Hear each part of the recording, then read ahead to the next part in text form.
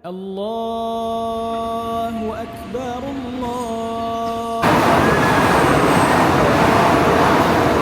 Bosan tu raya sekarang ni. Demo main phone. Tu selfie. Ada yang main game. Kau ingat raya dulu-dulu? Dulu meriah ke? Oi, Tak macam sekarang. oi. Dia tu memang Kau buat apa kat situ? Jom sini. Ingat tak dulu kita raya dengan pakcik tu? Dia bagi 50 sen je.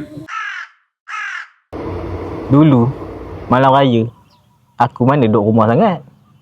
Aku ikut bapak aku pergi ni rumah-rumah orang takbir raya. Lepas settle semua tu ada makan le kenyang. Aja belanya makanannya. Oi, Lepas tu kita pergi ni Talang tengok meriam. Kau tengok meriam? tengok. Ingat tak dulu, masa kecil, kita ni excited lah nak tunggu pengumuman raya.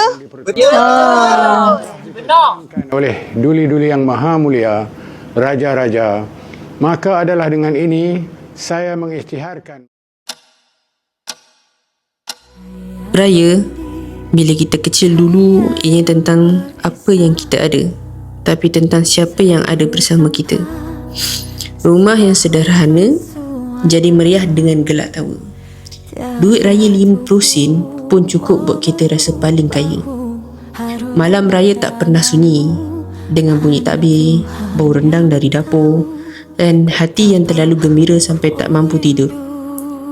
Kita berlari tanpa penat, berbasikal tanpa arah, ketawa tanpa fikir apa-apa.